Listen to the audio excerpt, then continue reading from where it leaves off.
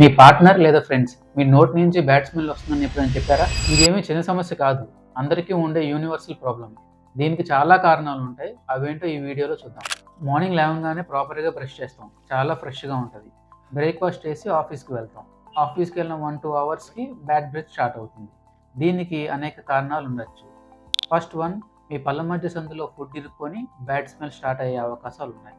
Second, cavities. Already cavities ఉంటే food ఆ క్యావిటీస్లో stuck అయ్యి మళ్ళీ బ్యాడ్ స్మెల్ వచ్చే అవకాశం ఉంది. Third one, dry mouth. తరచూ నోరు ఎండిపోతూ ఉండడం. Fourth one, bleeding gums.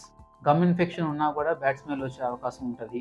Fifth one, మీకు గ్యాస్ట్రైటిస్ ఉండి యాసిడ్ రిఫ్లెక్సెస్ ఉన్నా కూడా బ్యాడ్ స్మెల్ వచ్చే అవకాశాలు ఉన్నాయి.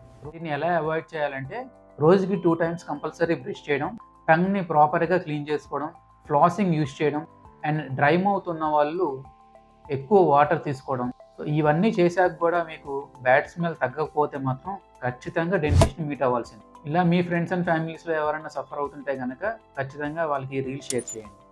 Thank you.